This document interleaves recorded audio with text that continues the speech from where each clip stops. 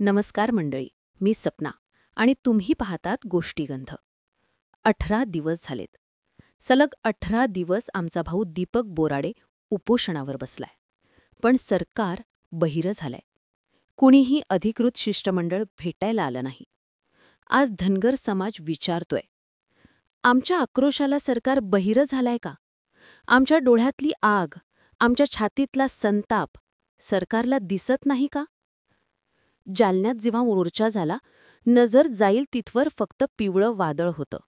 हातात झेंडे, अंगावर घोंगडं, तोंडातून घोषणांचा आवाज, येळकोट येळकोट जय मल्हार. तो दिवस फक्त मोर्चा नव्हता, तो समाजाच्या आत्म्याचा जागरण होता. पण सरकारचं मन अजून झोपेत आहे. कृषीमंत्री दत्ता भरणे आले, उद्योगमंत्री उदय सामंत आले. पण अशा भेटींना काय अर्थ आहे? समाजाला हवंय निर्णय, नाही का केवळ भेटीगाठी?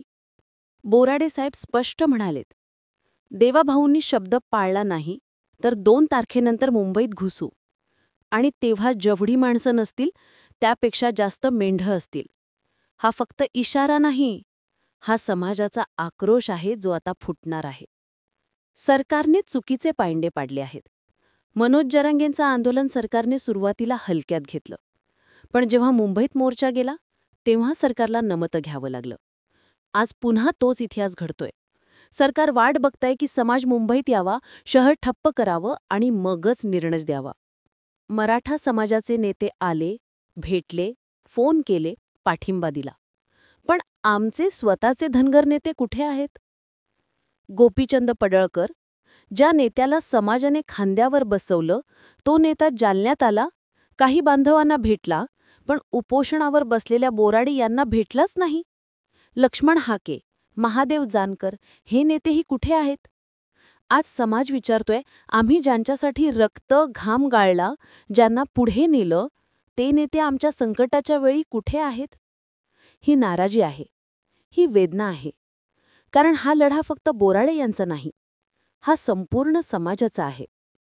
आम्ही आरक्षण मागतोय ते कोणाचा हिस्सा हिसकावण्यासाठी नाही.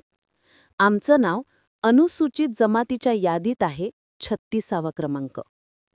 निजामाच्या नोंदी आहेत, अहवाल आहेत, इतिहास आहे. मग अंमलबजावणी का नाही?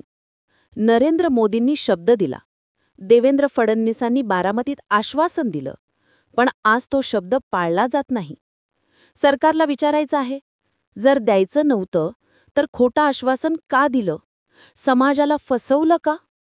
आज बोराडे साहेब म्हणतायत की आम्ही 2 दिवस वाट बघू, नाहीतर ॲम्ब्युलन्समध्ये बसून मुंबई गाठू, मेंढरं घेऊन मुंबईत जाऊ.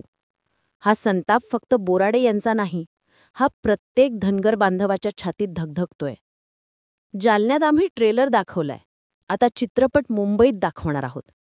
लाखो लोक येतील, लाखो मेंढं येतील, ढोल वाजतील, घोषणांनी आसमंत दणाणून जाईल. हा लढा आमच्या जगण्याचा आहे, आमच्या अस्मितेचा आहे, आमच्या पुढच्या पिढ्यांच्या भविष्याचा आहे. रस्ता रोको होईल, चक्काजाम होईल आणि मग मुंबई ठप्प होईल. सरकारनं लक्षात घ्यावं, पेटलेला समाज कधीच शांत बसत नाही. आज धनगर समाज पेटलाय आणि आता आम्हाला थांबवणं कुणाच्याच हातात नाही. हा लढा बोराडे यांचा नाही, हा प्रत्येक धनगर बांधवाचा आहे. तुम्हाला काय वाटतं? सरकार खरंच आमच्या भावना हलक्यात घेत आहे का? तुमचं मत कमेंटमध्ये नक्की सांगा. हा लढा आणि ही माहिती तुम्हाला कशी वाटली ते कमेंटमध्ये नक्की सांगा. जर तुम्हाला हा व्हिडिओ आवडला असेल तर लाईक करा, शेअर करा आणि गोष्टीगंधाला सबस्क्राईब करायला विसरू नका. मी सपना तुमच्यासोबत पुढच्या गोष्टीत परत भेटेन. जय मल्हार.